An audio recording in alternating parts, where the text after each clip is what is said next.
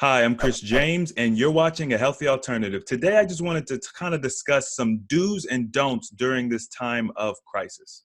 We're missing a piece of the puzzle. You start getting healthy and you just become a better person. We need to start focusing more on the individual.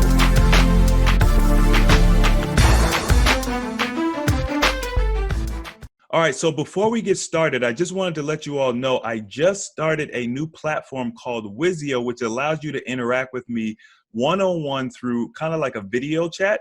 You can ask a question, and then I will actually respond to your question with a video. So if you're interested in asking a more elaborate question or a more personal question or whatever the case may be, this is your opportunity to go ahead and utilize this platform to ask questions and interact with me and get videos. So check that out. I'll have the link for that in the description box as well as in a pinned post on this video. Okay, so I've been getting a lot of questions lately about fasting while being in this crisis kind of moment during the pandemic, and what can we do, what's like dangerous to do, etc. I wanted to put a blanket statement out there up front, since this is probably the most popular question. Can you fast during this time of, we're really watching out for the virus? Is it going to make your immune system weak, or, what's the deal? So the simple answer is no. Fasting will not lower your immune system, make you more susceptible, or anything of that nature. Now, you can get into some areas of it that deal with more of the mental aspect. So keep in mind that our brain is a very powerful device, okay? And our body has the ability to manufacture and cause issues based on our beliefs. So with that being said, if you're one of those who strongly believe that you're either on the fence or that fasting may make you sick or make you more susceptible, then I would say, yeah, stay away from fasting for now. But as far as like, your the actual immune system itself, does fasting weaken the immune system? I mentioned on a different video, it does not weaken the immune system. It does the actual opposite. Now, we perceive, especially the first 3 or so days of fasting, if you're doing water fasting, we can perceive that our immune system has been compromised based on the fact that you will feel detox symptoms oftentimes, and they'll be pretty harsh. Usually those first 3 days, that's just tends to happen. So because of that perception, even from a scientific point of view, people do tend to believe that fasting lowers the immune system. But as I mentioned in the other video, I've done fasting during this time of the virus. I've been out and about and active. I've only really adapted a little bit, basically because I have to. I'm personally not worried about getting or contracting anything of that nature, and so I've been doing my best to just kind of test and see how things are going to affect me. And I'm perfectly well, probably better because I've been doing a little bit of fasting. So there's nothing to really say, yes, it's going to lower your immune system or make you more susceptible. But we do have evidence that says that it is going to boost the immune system, and that is going to help to restore some of the natural functionality, elimination pathways in the body that will allow you to just be healthier. Okay. So with keeping all of that in mind, fasting, especially if fasting has been a regular part of your life, I would urge you to continue fasting. If you have the mental constitution to fast, you're not really worried or anything like that, I would also encourage you to fast. If you're on the fence, but you feel like you want to do it, I would say, you could do a lighter fast, either shorter durations, or you could do juice fasting or liquid fasting. And then if you are kind of dead set against it, or if you really believe that you can, compromise your immune system or hurt yourself, then I would say don't fast. Not because, once again, there's any necessarily scientific proof of that, but keep in mind the nocebo and the placebo effect. Being able to really create disease or heal disease in the body just because you believe something. So with that being said, that is something to keep in mind. Now, I know that the government has been putting out a lot of these restrictions and mandates and suggestions, et cetera, et cetera. Okay. I wanted to touch on one that I think is potentially problematic.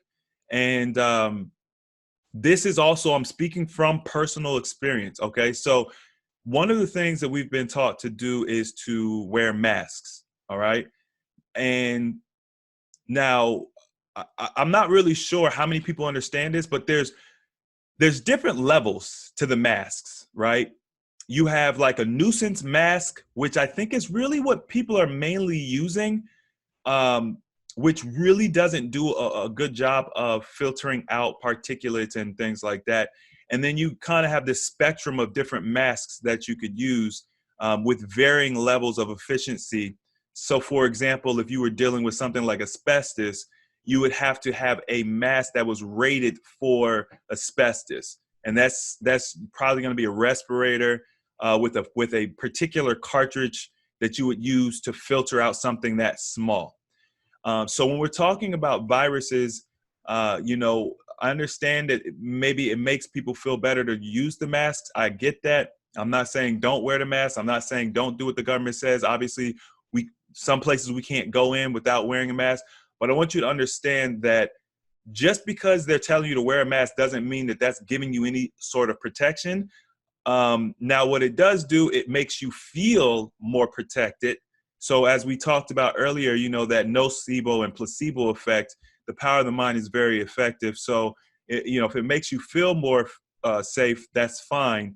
But just keep in mind that we don't want to overdo it with the masks because, and this goes back to my experience, if you have any sort of issue breathing, right, without a mask, just in general, if you've got any type of issue breathing, you have shallow breathing, which most of us do anyway because we've somehow forgotten how to breathe properly, then you want to be very cautious about how long you wear these masks, because essentially what you're doing is you're cutting off oxygen to your body, and your body needs oxygen, it needs air.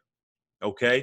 So putting your body in this position where it's constantly fighting for air, keep in mind, this may not be how you consciously feel, right? It's really subtle, honestly. But when you're wearing masks for 6, 7, 8 hours a day, it really is stressful on the body. And that stress can cause you to, break down your immune system, become more susceptible, believe it or not. So something that is supposed to be productive can kind of become counterproductive. Also, just have the lack of oxygen, you can end up, fainting or something of that nature. So you need to be careful with the masks. You need to be careful for the duration that you wear them. You need to understand that there's varying levels of efficiency and effectiveness of the masks. So just keep all those things in mind as you make your decisions. If you got to wear a mask, or if you want to wear a mask, just keep those things in mind. Do your best not to overdo it. Pay attention to your breath, okay? Try to take deeper breaths and maybe not do too much strenuous activity while wearing the mask. Anytime you feel like you're in an environment where you're safe, take the mask off, get some fresh air, go out in your backyard, get some sun, get some fresh air, get some water.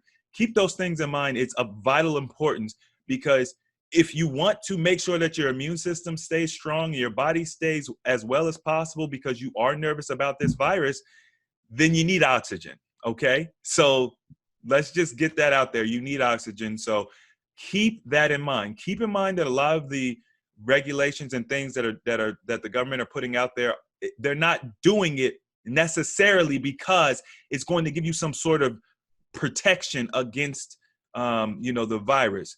A lot of it is crowd control. A lot of it is putting something out there to make people feel better. Okay. Now, I know that there's a lot of doctors and people that are saying, yeah, wear the mask, wear the mask. Well, when I was in construction, and this is probably more for people who are wearing like the respirators and things like that, we had to actually get tested by a doctor to make sure that we could wear a respirator, because of what I was telling you earlier about, sometimes people have issues breathing. So you just want to be cautious about things like that, because I feel like with a lot of the recommendations, we're kind of throwing caution out the window. We aren't taking into account some of the other factors that would typically play a role because everyone's afraid and worried about the virus. But what's the point of being worried about the virus if you're not getting enough oxygen, you're driving, and you pass out while you're driving? So keep in mind, we just got to be cautious. I'm not telling anybody not to wear the masks. I'm just cautioning you all, and I'm also doing my best to give you a little bit of information, maybe for you to do some of your own research, because I don't really like telling people what to do, what not to do. I can say that I don't wear a mask, and that's part of me just because I believe in my body, and there's a lot of reasons why I don't wear a mask. It's the same idea why I don't wear a mask during the flu season, honestly.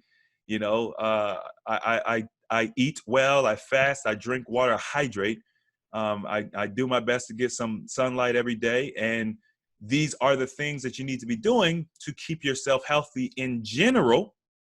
And even more so during a point in time when we're all worried about a particular virus.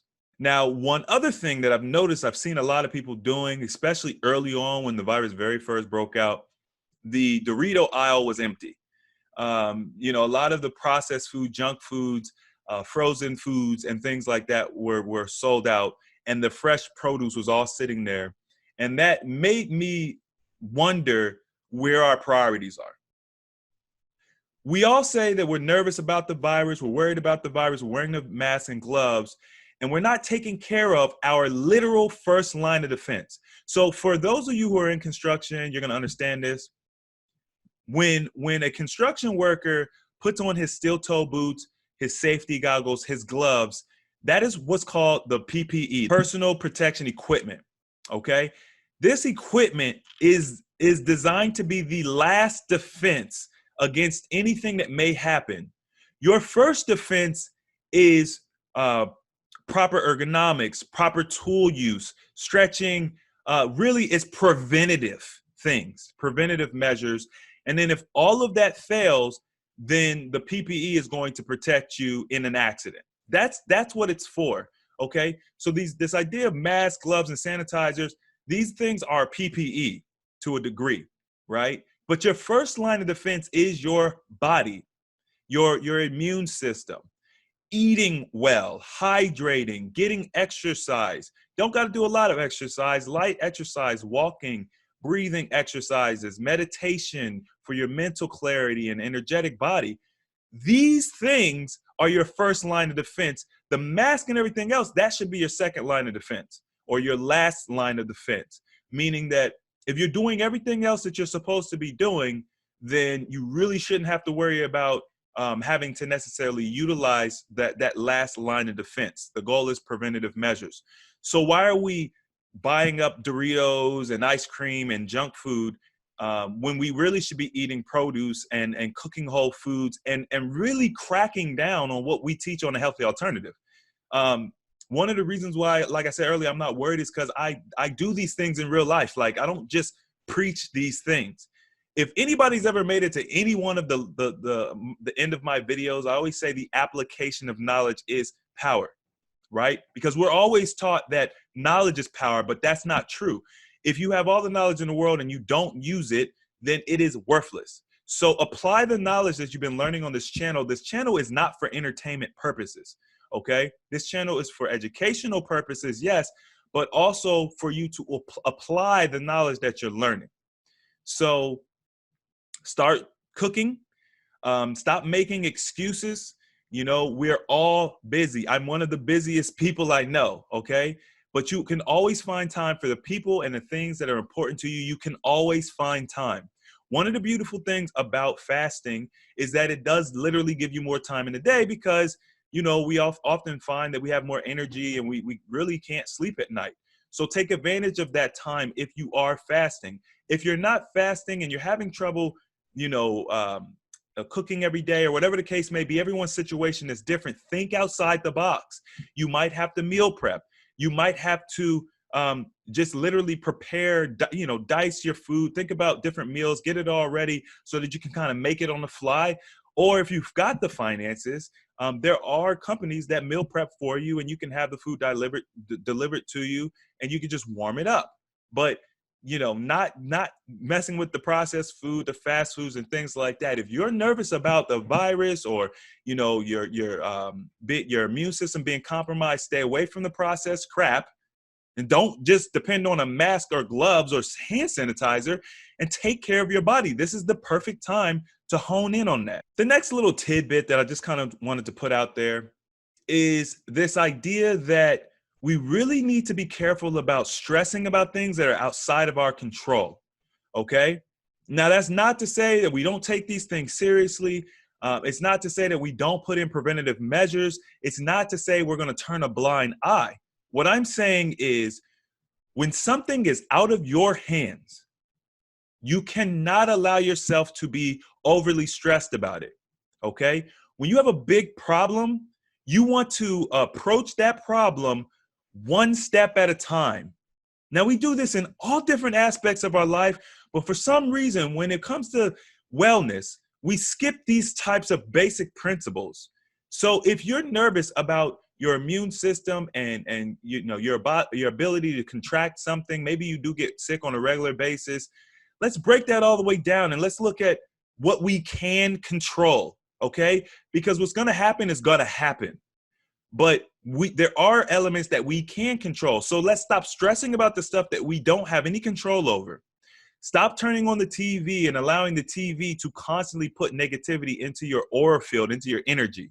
Okay, start reaffirming yourself with positive energy, positive people, and positive actions. Let's create some actionable items to put in place to start the process of building up our immune system and getting healthy so that we don't have to worry about getting sick. So with that being said, take that energy that you're putting towards stressing out and worrying about this, that, and the other, and put it towards, putting a plan in place, starting a garden, learning some new meals, finding the time to cook, prep, energize your water, etc. We've talked about many different things. Okay. One thing that I've noticed about the society right now with everything going on is that we are creating distance in between each other, or at least that is what the media is portraying. Now, when I go outside and I see people out together all the time playing, really enjoying themselves. I think it's a great time to be with family and be with friends.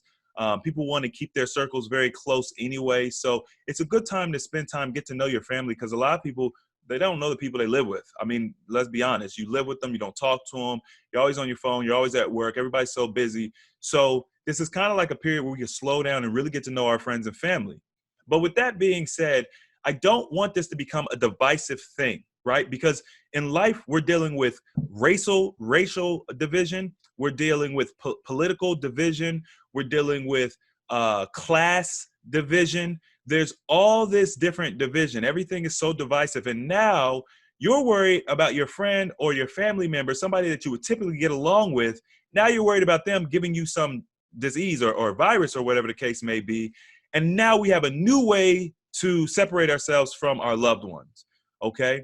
It's very dangerous to adopt this divisive nature, okay? You've heard the term divide and conquer. We need to stay unified. We need to stay strong and uplift each other. We need to stay positive.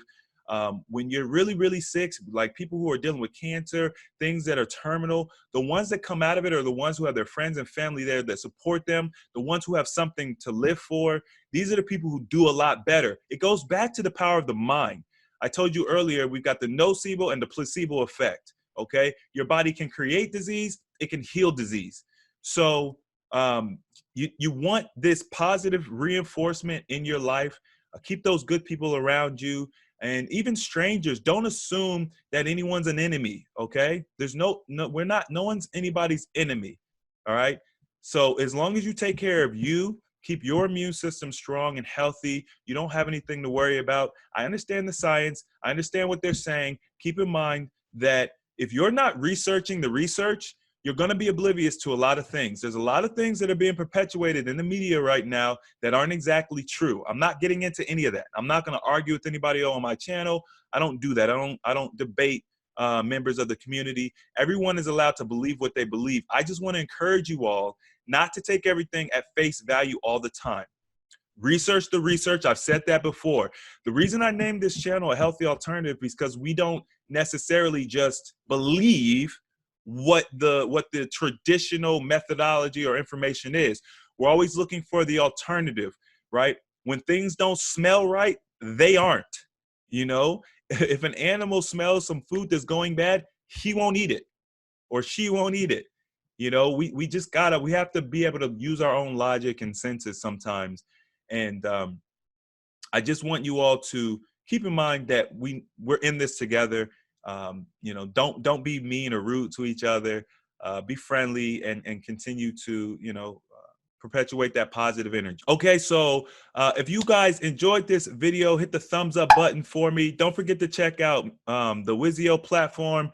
Feel free to ask questions. Check out the Fasting Academy. That's ahafastingacademy.com if you guys are interested in learning some of the principles and things that I teach in a very easily digestible format. I've got a new shirt available on Teespring.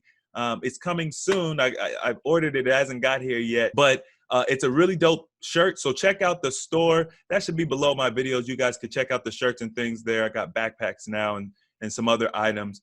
Yeah, if you haven't subscribed, make sure to subscribe, hit the notification bell so you can be notified when I release videos. I typically release videos 10:30 a.m. Sunday. That's Central Time. All right, y'all. Hope you enjoyed the video. And I will talk to you next time. And don't forget the application. Oh my God, the application of knowledge is power. And I will see you all next time.